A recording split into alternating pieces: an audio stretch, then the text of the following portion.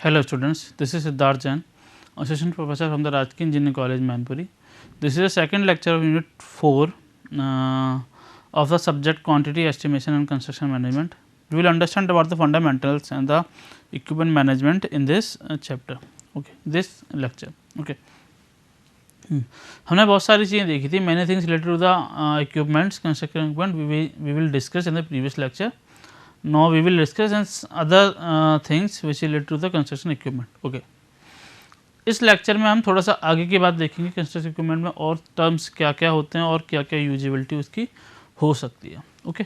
तो construction equipment के बारे में हमने देखा कि उसको ओन करने के लिए, हायर करने के लिए, उसको चलाने के लिए, उसका यूज करने के लिए क्या क्या थिंग्स देखी जाती है. क्यों देखी जाती है? क्योंकि उसकी कॉस्ट, बेसिकली अल्टीमेटली हमको कॉस्ट पर डील करनी है और टाइम पर डील करनी है अपने सिविल इंजीनियरिंग कंस्ट्रक्शन में. टाइम ऑन कॉस्ट, तो टाइम और कॉस्ट को जो चीज़ें कम कर सकती हैं इसी चीज़ के लिए, और क्वालिटी तो है ही, उस particular time and cost for quality. हम क्वालिटी पे नेगोशिएशन नहीं कर सकते, क्वालिटी हमें परफेक्टली चाहिए.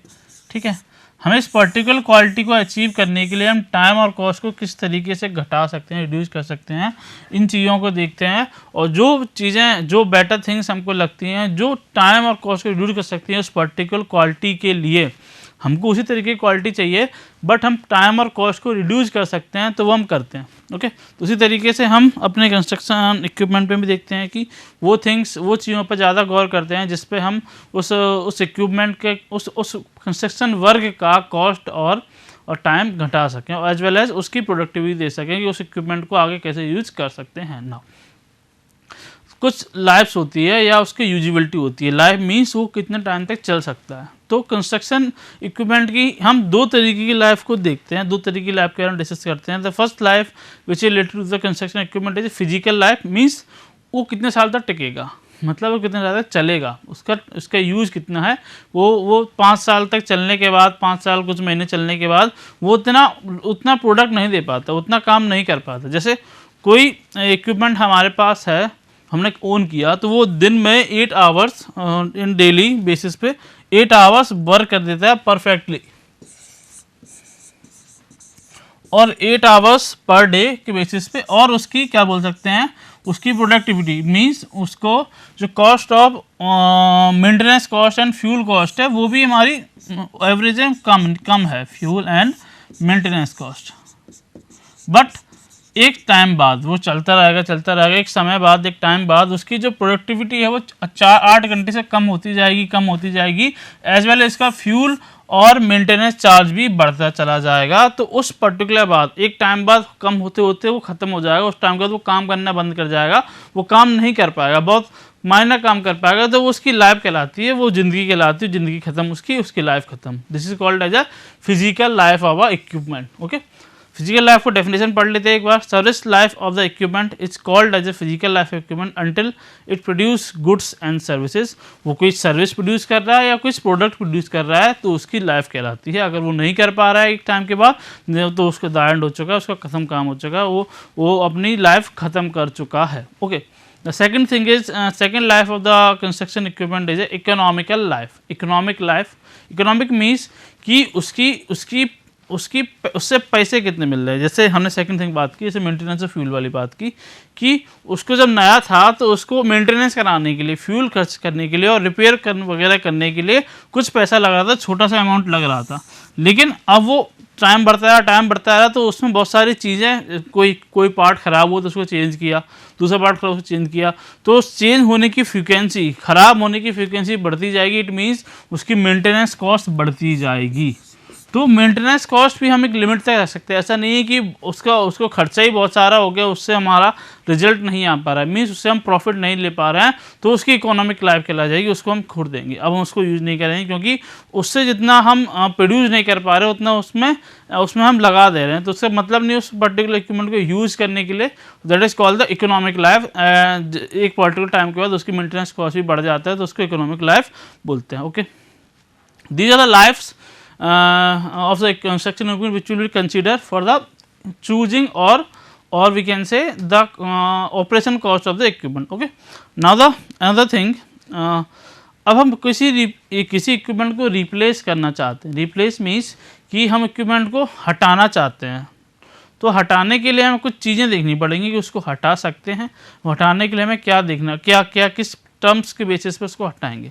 तो first thing which related to the replacement is if equipment replace after a good life it saves lot of money, okay, but if it replace too early, सही बात है, अगर हमारा इक्विपमेंट एक है जिसकी लाइफ बहुत अच्छी थी, जिसने बहुत अच्छा काम किया, हमने एक से इक्विपमेंट खरीदा, मान लिया 20 लाख रुपीज़ का हमने एक इक्विपमेंट खरीदा, वो 20 ईयर्स चल गया, तो 20 ईयर्स उसने हमको बेनिफिट कराया, 20 ईयर्स उसको प्रॉफिट कराया, 20 साल तक उसने प्रॉफिट कराया, ओके, तो अच्छी बात है। बट वो इक्विपमेंट अगर 2 साल बाद ही ख़त्म हो जाए, 2 साल बाद उसकी लाइफ ख़त्म हो जाए, तो उसने केवल 2 साल तक ही बेनिफिट कराया, लेकिन दोनों की कॉस्ट बराबर थी। यानी कि अगर इक्विपमेंट लंबे समय तक चल जाता है तो हमको बहुत सारा पैसे के फ़ायदा होता है और वो प्रॉफिट कराता है। बट अगर वो इक्विपमेंट पहले से ही ख़त्म हो जाए, मतलब उसकी रनिंग लाइफ ज़्यादा नहीं हो, तो हमको वो रिप्लेस करना पड़े, तो हमको वो नुकसान करा देता है। तो रिप्लेसमेंट होना चाहिए, इक्विपमेंट इस तरीके से चूज़ करना चाहिए कि उसका रिप्लेसमेंट भी बहुत अच्छी तरीके से हो,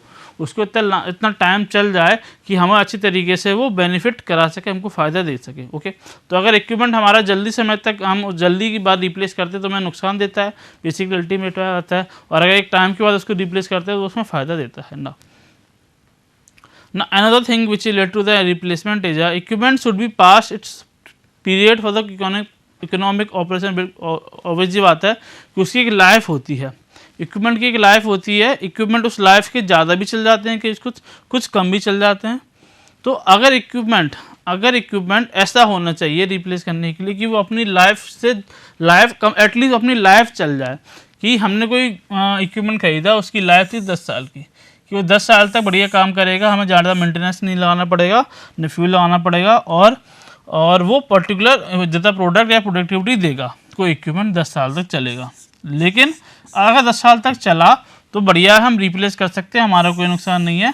अगर 10 साल तक नहीं चला तो रिप्लेस करना हमारा मुश्किल हो जाता है, 10 साल के पहले अगर ख़राब होना स्टार्ट हो गया तो वो हमारे लिए अच्छा नहीं है। तो इकोनॉमिक लाइफ चलनी चाहिए, इकोनॉमिक ऑपरेशन के लिए वो एटलीस्ट अपना पीरियड पास करना चाहिए, उसको अपने पीरियड को पास करना चाहिए for the economic operation, economic purposes, okay.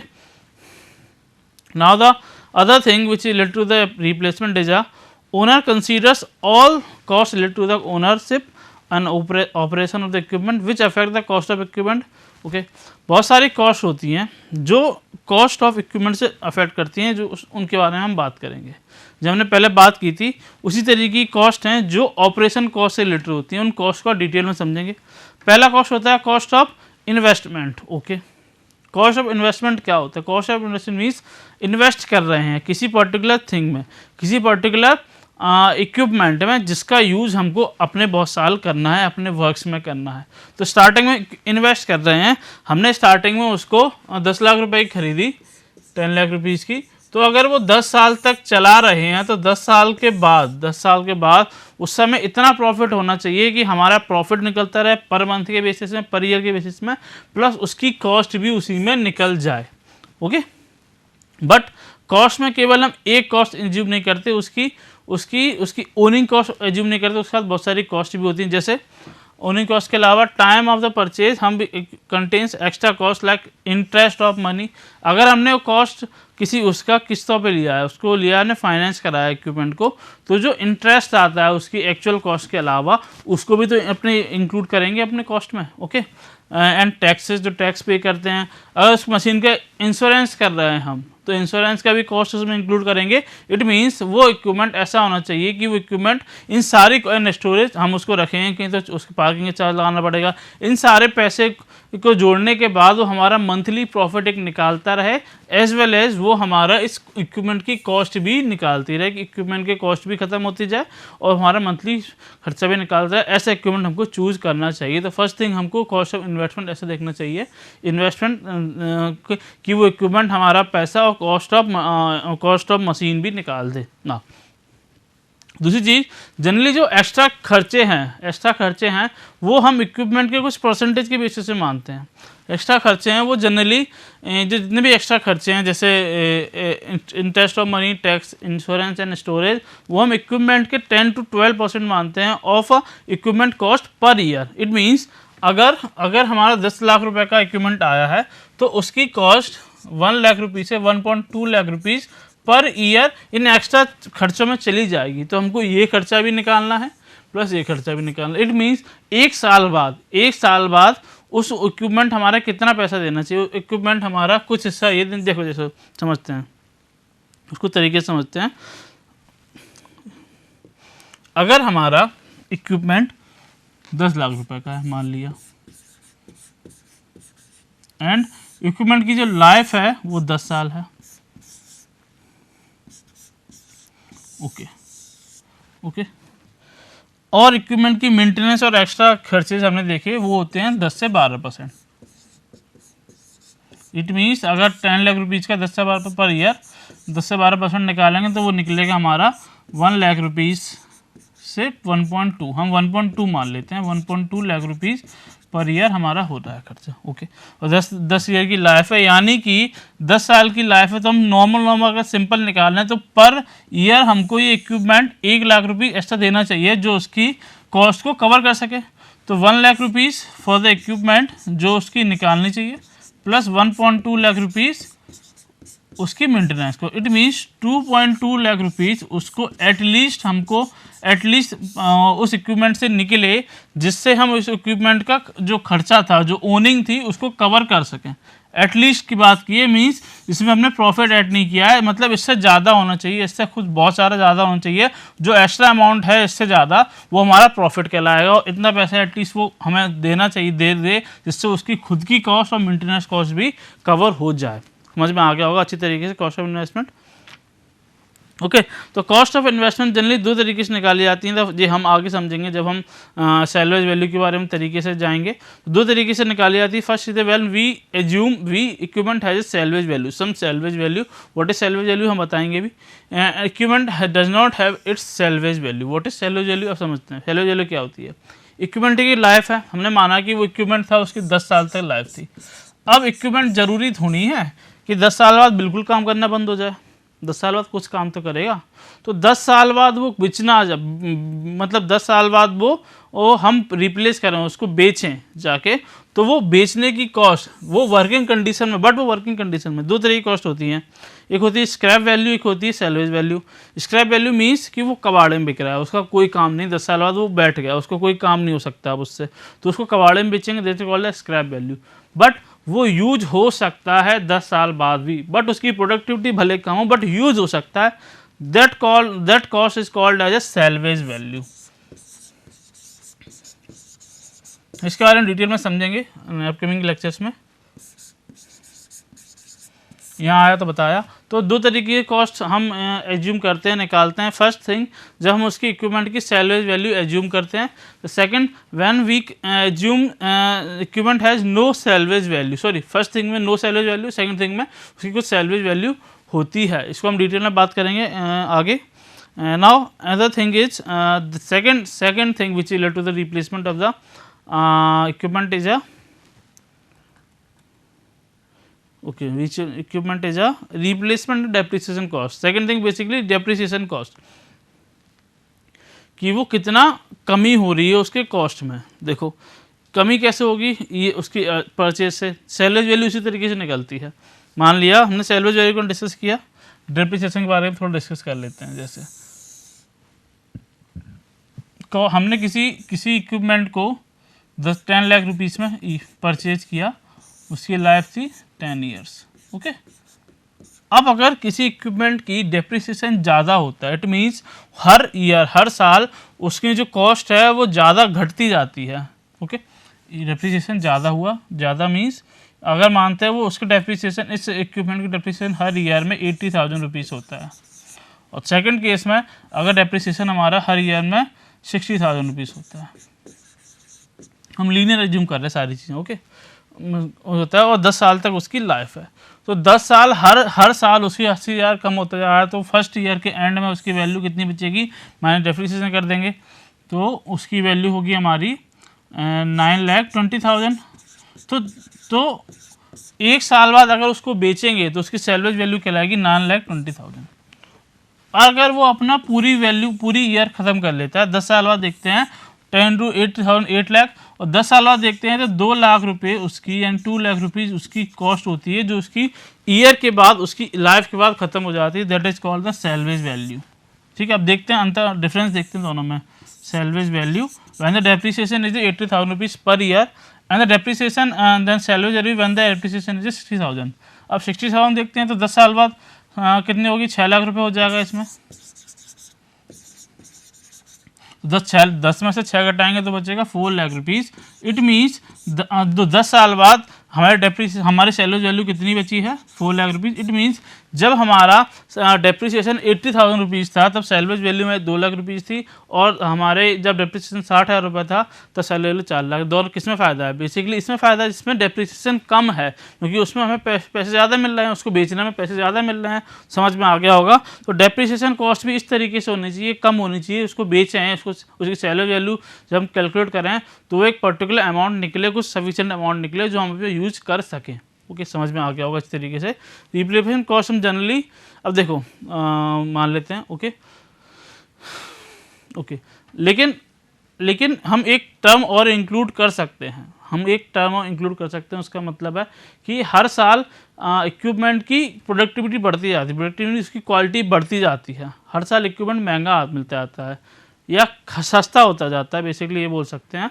तो हमारी ये कॉस्ट है वो भी महंगी होती जाएगी। जैसे कि अगर हमारे कोई इक्विपमेंट था वो हमने 10 लाख रुपए खरीदा, लेकिन अगले साल वो 12 लाख रुपए का हो गया, तो हम अपनी जो रिप्लेसमेंट कॉस्ट है उसको भी बढ़ा देंगे। जब बेचने वाली कॉस्ट है उसको भी बढ़ा देंगे कि हम पहले 2 लाख रुपए बेच रहे थे लेकिन हम कुछ बढ़ा के बेचेंगे, क्योंकि अब अगर तुम वो नया लेने जाओगे तो वो महंगा मिलेगा। समझ रहे मेरी बात। तो इस तरीके से 5 से 8% वो बढ़ती जाती है हर साल। That is called the replacement and the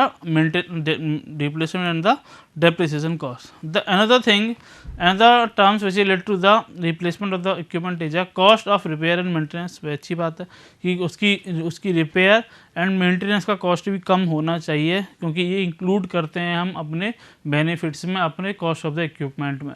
अगर मेंटेनेंस और कॉस्ट हमारा बहुत ज़्यादा होता है, रिपेयर कॉस्ट बहुत ज़्यादा होता है, तो उसको उससे हमें फ़ायदा नहीं होगा, उससे बेनिफिट नहीं होगा।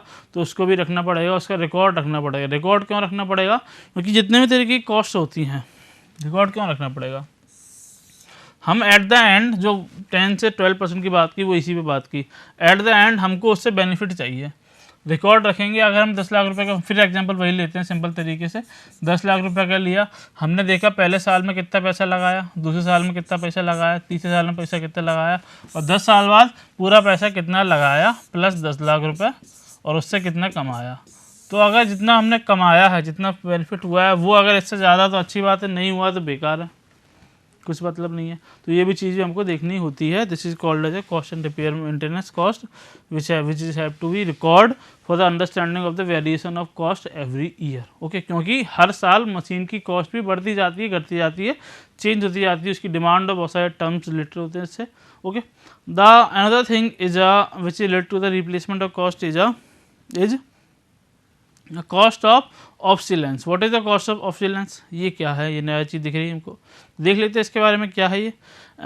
इम्प्रूवमेंट ऑफ द प्रोडक्टिविटी, हमने बताया था अभी, improvement of the productivity of the cost every year with the making cost of the equipment is called as the obsolescence. Okay, हमारे हर साल मशीन्स की प्रोडक्टिविटी बढ़ती जाती है, उसकी एफिशिएंसी बढ़ती जाती है। अगर मैं 2004 में कोई इक्विपमेंट लिया था, कोई एक्सकेवेटर लिया था, तो वो उसकी कैपेसिटी कम थी कि वो थोड़े से ही मिट्टी को एक्सकेवेट कर पाता, लेकिन अभी लेंगे तो उसकी प्रोडक्टिविटी, उसकी एफिशिएंसी बहुत ज़्यादा है, बहुत सारी मिट्टी को एक्सकेवेट कर सकता है। This is called productivity. इससे हमारा कॉस्ट पे अफेक्ट पड़ता है, बढ़ेगा ही। पहले अगर वो इक्विपमेंट हमने 20 लाख रुपए के लिया था, वही इक्विपमेंट अगर हमने अब 20 लाख रुपए का लिया है, पैसे बराबर हैं बट अंतर है उसकी कॉस्ट में। या 20 लाख का नहीं लिया है, हमने अभी 40 लाख का लिया है तो भी फ़ायदेमंद है, 40 लाख का लिया है तो भी फ़ायदेमंद है। फ़ायदेमंद क्यों है बताते हैं।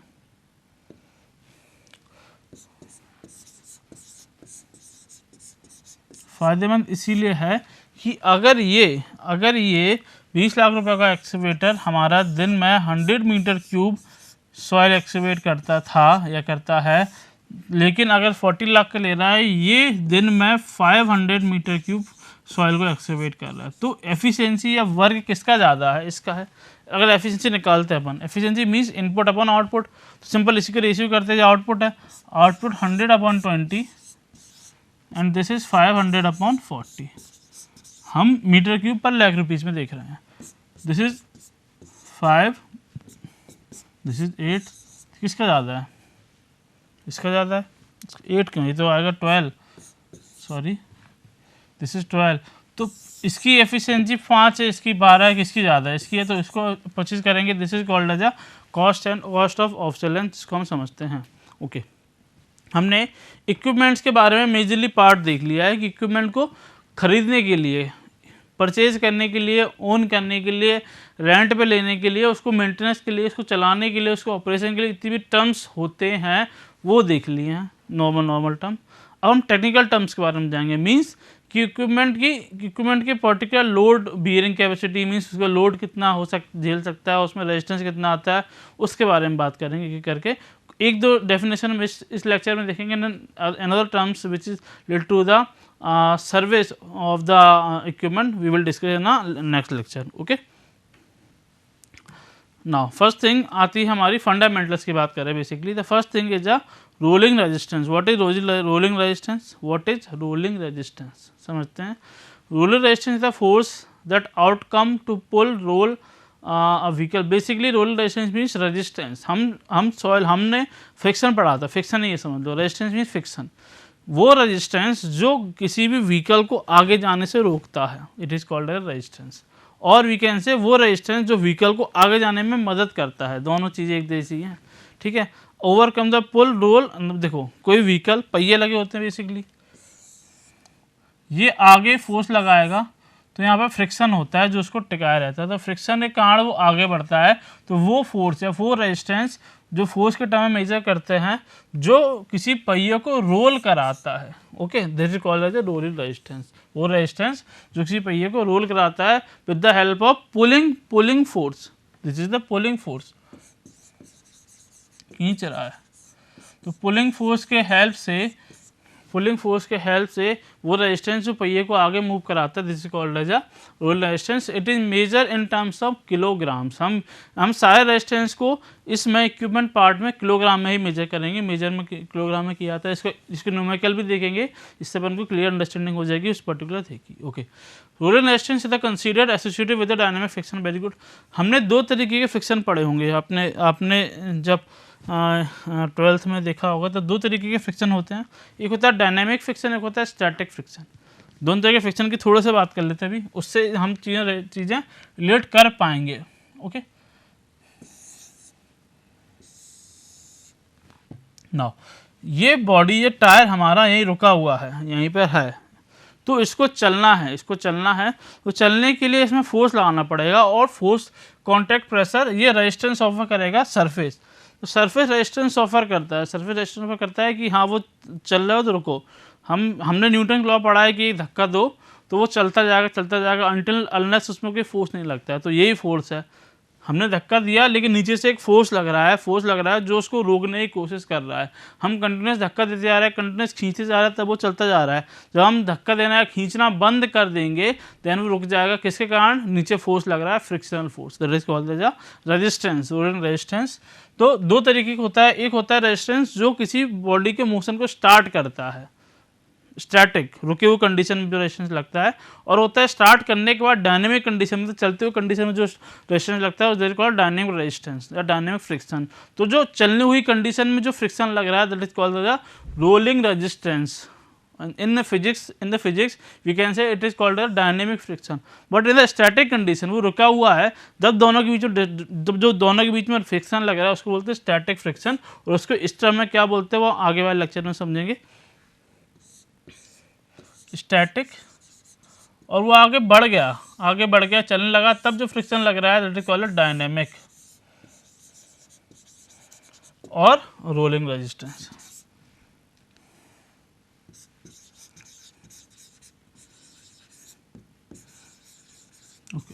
ओके, तो this is all about today's lecture. हमने इस लेक्चर में बहुत सारे टर्म्स देखे। टर्म्स क्या क्या हमने? रिप्लेसमेंट ऑफ द इक्विपमेंट के बारे में देखा, ओके हमने पहले तो लाइफ देखी इक्विपमेंट की, कौन कौन सी लाइफ होती है, दो तरीके की लाइफ हमने देखी। एक होती है physical life, physical life means वो अपनी कितनी ज़िंदगी जी सकता है, वो कितने समय तक अपना प्रोडक्टिविटी सही दे सकता है। दूसरा उसकी इकोनॉमिक लाइफ कि पैसे दे पा रहा है कि नहीं दे पा रहा है, उससे हम अपना बेनिफिट कर पा रहे हैं कि नहीं कर पा रहे, कि वो टाइम जिसके बाद वो काम तो कर रहा है लेकिन इतना काम नहीं कर पा रहा है, उतनी मेंटेनेंस हो जा रही है उसकी कि हमें बेनिफिट नहीं करा पा रहा है, that is called economic life. हमको दोनों तरह की लाइफ एज्यूम करनी पड़ेगी, दोनों तरह की लाइफ को देखना होगा फॉर अपने इक्विपमेंट को चूज़ करने के लिए, अपने इक्विपमेंट को चलाने के लिए। लेकिन अगर हम एक तरीके की लाइफ देखते हैं तो बेकार है, दोनों तरह की देखनी पड़ेगी। Another thing is replacement. देखा रिप्लेसमेंट के बारे में कुछ टर्म्स देखे कि रिप्लेसमेंट हम कब कर सकते हैं किसी भी इक्विपमेंट का, उससे रिलेटेड 4 टर्म्स हमने पढ़े। पहला था cost of the investment, second is a replacement depreciation cost, third one is a cost on repair and maintenance, and fourth is a cost on obsolescence. सारे तरीके की कॉस्ट के बारे में डिस्कस किया। This is all about the overview और replacement and the owning cost of the equipments. Okay, now we will discuss our technical terms of the fundamental of the equipment, which is first one is a rolling resistance, means the resistance between the tire and surface in the rolling condition. In a running condition which is related to the dynamic friction is called a rolling resistance. Okay, static के बारे में बात करेंगे अगले lecture में। तो this is all about today lecture. इस lecture में इतने रखते हैं, will discuss other things in the next lecture. Okay, thank you for the watching.